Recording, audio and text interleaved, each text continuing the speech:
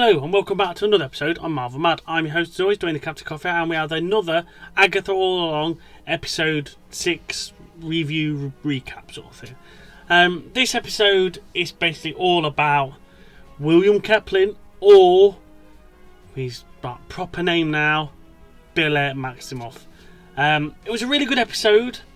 It's just the outcome of the series now I am totally lost with. I don't know what to expect. I thought I'd figured it all out. I thought I'd got it yet. 3 trials and then the 2 on Halloween. There'll be the bit at the end of the road and all hell's going to break loose and they've got to deal with that crap then. Now, I don't know what to expect. I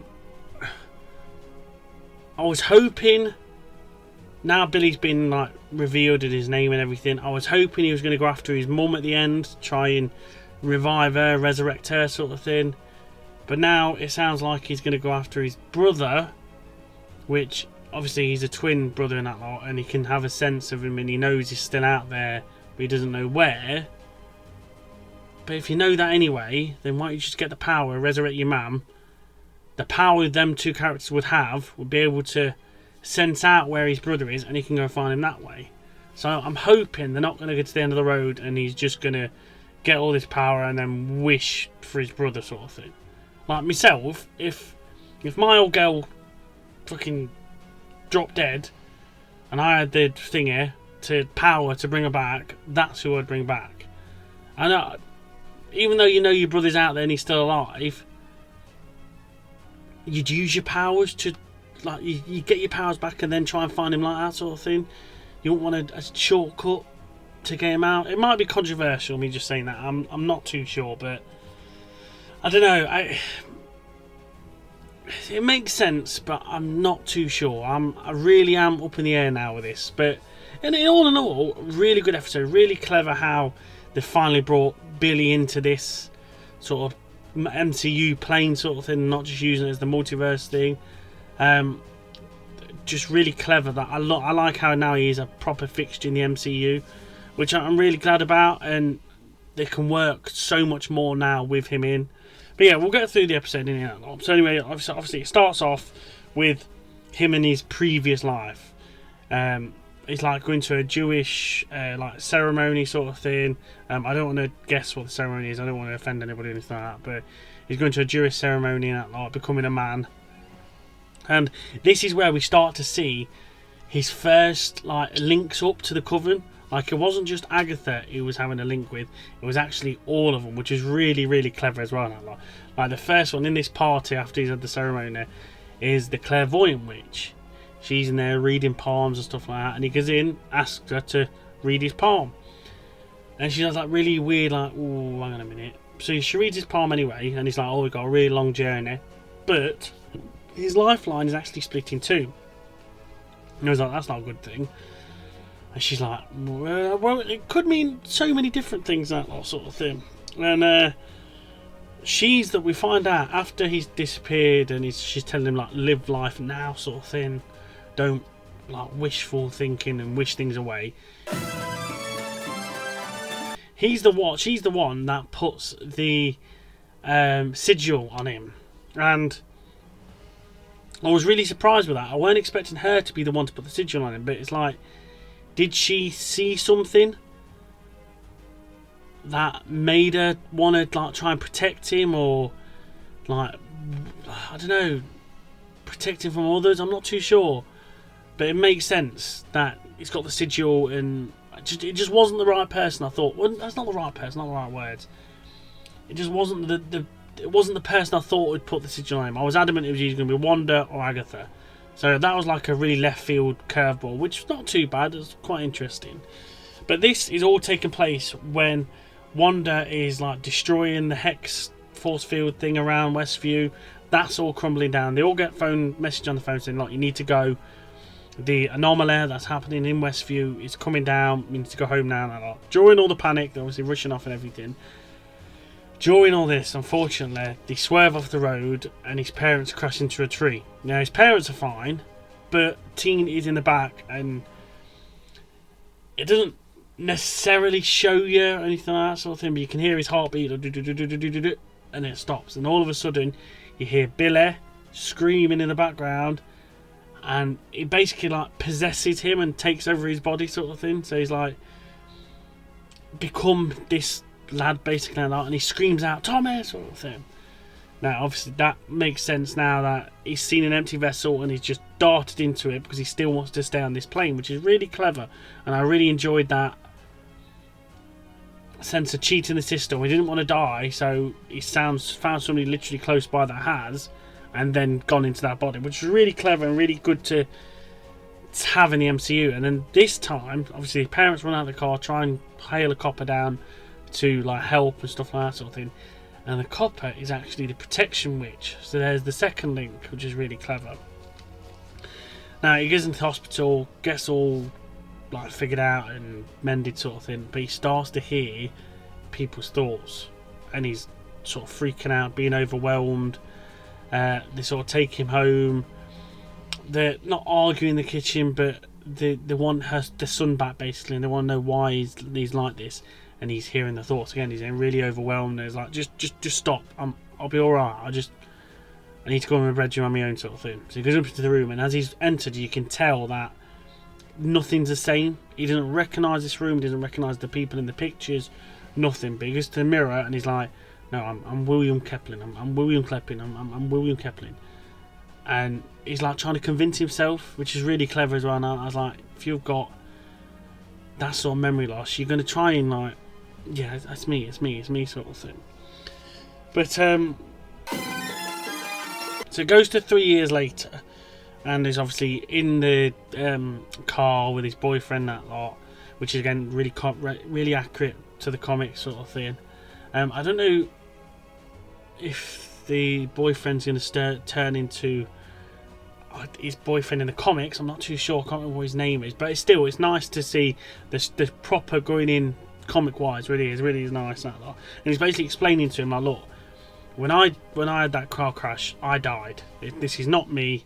I don't want you to fall in love with this person when I'm not actually that person. I'm trying to figure myself out. And it was like saying, when that hex come down, I died at that same time, and it feels like somebody's inherited this body, sort of thing. They've like gone into this body, and that's who I am, but I don't know who it is, sort of thing.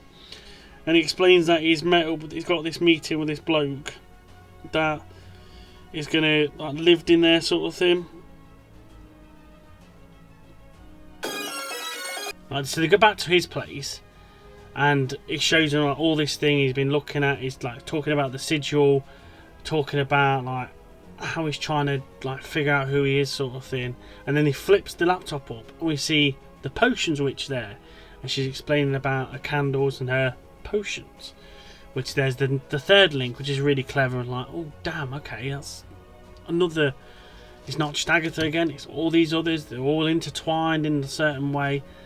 And obviously explaining there, like, I've got this bloke, we're going to meet up. He's going to explain he was in Westview when it was all happening. We're going to see what actually happened, sort of thing. So they go and meet this bloke in the car parking lot, and we find out that it is actually Evan Peters, or Ralph. Evan Peters is his actual name, but Ralph. And it is Quicksilver, basically, the one from the X-Men films, and obviously WandaVision. And that was a really nice touch. I was really glad that they've not just, oh yeah, he's in witness protection, he's gone off now, sort of thing. That was a really nice touch, and I really enjoyed that. So he was explaining basically everything that happened in WandaVision, which was really clever as well. And he was saying like, he was like, you could see everything that happened, but he wasn't in control. Wanda just controlled it all, sort of thing. And he was telling her like, Billy was mind reading him again, and he's like, "Oh, don't ask about Wanda, don't ask about Agatha, don't ask about Agatha." So he does, and he tells her, "Look, you don't want to go near Agatha. She's still trapped in Westview under a spell, but she's a really bad egg. Don't go near her. She's just trouble, sort of thing." And he was like, "Oh, why?" And he basically explains again, like she made him like total manipulating sort of person, and she like made him manipulate Wanda. He was a bad influence to the kids, and that's where he's like, "Oh, what's the kids' names? Billy and Tommy. What happened to them? Nobody knows. They all still think Wanda's dead, Vision's been dismantled.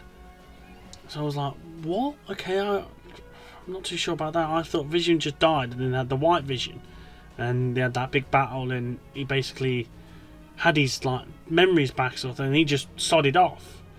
So I'm a bit like, okay, because they also, like in the episode as well, you find out that they've been telling people, oh, it's just an Avengers like training camp that's gone wrong sort of thing, which was quite like, that's a nice little, what you call, cover story sort of thing, which quite like, that was quite interesting. Yeah, so they talk to him, explains everything that actually went on, and like how it was so bad sort of thing. It was like, don't go near Wanda, don't near Agatha, sorry, she's just bad trouble, just don't do it sort of thing. So they again go back, and he's sitting at his desk and he's like looking through stuff, looking at the sigil again that lot, and then he like does some digging on Agatha. It's like, who is Agatha and what is she all about? And he like sees that she's been around a long time and she's just always around trouble sort of thing. There's always death and destruction and stuff like that wherever she's been. And he's like, well, I wonder if there's like a release spell I can do sort of thing. And then he realises, hang on a minute, because he's listening to the Protection Witch's mum song, the Witch's Road ballad, and it's like, oh crap, actually that is a real thing, she survived it, right, I need to go sort of thing. So this is where it comes sort of all full circle back to the first episode, and it basically, it's really nice how it shows you what actually is happening, what Billy's doing, like trying to break her free and stuff like that sort of thing, and then what actually Agatha actually sees. So you know what actually Agatha sees in the first episode, but in this you actually see what really is, and it's really good. Now, like when he catches him, that like, because when he gets run over, he doesn't get like mowed down sort of thing. He just gets the door opened up on him, and it's Mrs. Hart, which is really good. Like, you scoundrel sort of thing. And then he takes him back to the police station, and they're actually just in her living room. She's got a fake on her and everything. It was really, really funny. Now she's like proper overacting it out. She's just a brilliant actress. She's really brilliant. And yeah, he's basically talking, but she's not listening at all. She's proper lost in her own world. And he's like, right, well, I'm just going to say these things. And every now and again, he says things from the first episode, and she actually can hear him. And she's like, and he's like, oh, you can hear me. And then he does the release spell, and that was really good. And again, comes full circle again. She goes, oh, what's your name? And at this point, instead of the coming across his mouth, you can actually hear what he says. First off, he says, I am William Kaplan. And then he sort of looks to him again. And I think that's when she says, say it again. And that's when he says, I'm Billy Maximoff. And I was like, yes, we've got the name. We've got the headgear like in the last episode. We're fully in now. Let's go, sort of thing. Then again, it comes like all the way full circle to where they are in like the Witch's Road sort of thing. Now, you see Wanda pulling herself out through some vines and marking herself down. Billy's now just sat on the side, just total like, oh dear sort of thing. He's broke the sigil, so the sigil is no more now. And their interaction, their conversation at the end of that episode is really, really good. And I was like, I don't trust you. I knew to a point you weren't my son, and you was going to be Wanda's kid. They can actually say each other's name, like say Billy's name now. So I'm Billy Maximoff, and that lot, which is really good as well. And it's like, crap, this is serious now. They know what's what. They know what's the crack is, sort of thing. And I don't know. For me, the Potions Witch and the Clairvoyant surely are not dead. And where is Rio? The Earth Witch has just disappeared off the face of the earth after that last episode, sort of thing. So where the hell is she? She's got to make an appearance or something, maybe even save them, like redeem herself, like that sort of thing. But yeah, where the hell's Rio gone? And the Potion Witch and Clairvoyant Witch are not dead. I'm sure the end. Because like Wanda's basically egging him on, saying, oh well, you've done your big poof and you've killed them now, and oh dear, no, what's going to happen now? I've killed my fair share, so don't worry about it. And don't doubt yourself, because you are a proper strong witch and everything. And I don't know, she's like, oh, what does Billy really want? Like, it can't be Mummy. Mummy's dead. Can't be Vision because he might be in so many bits and dismantled. Oh yes, really, it's Tommy, the other twin. I really hope they're not just going to get to the end of the road and he's just going to wish for Tommy to appear. I really, really hope that he's going to get to the end of the road, get his powers, and I don't know, he wishes for his mum to come back, or it ignites her and she reawakens somewhere, and they use both their powers to go and find Tommy like that. Because if it's just something about finding Tommy at the end of the Witch's Road, I'm going to be really disappointed. It'd be a real letdown if that's the end and it's just trying to find Tommy.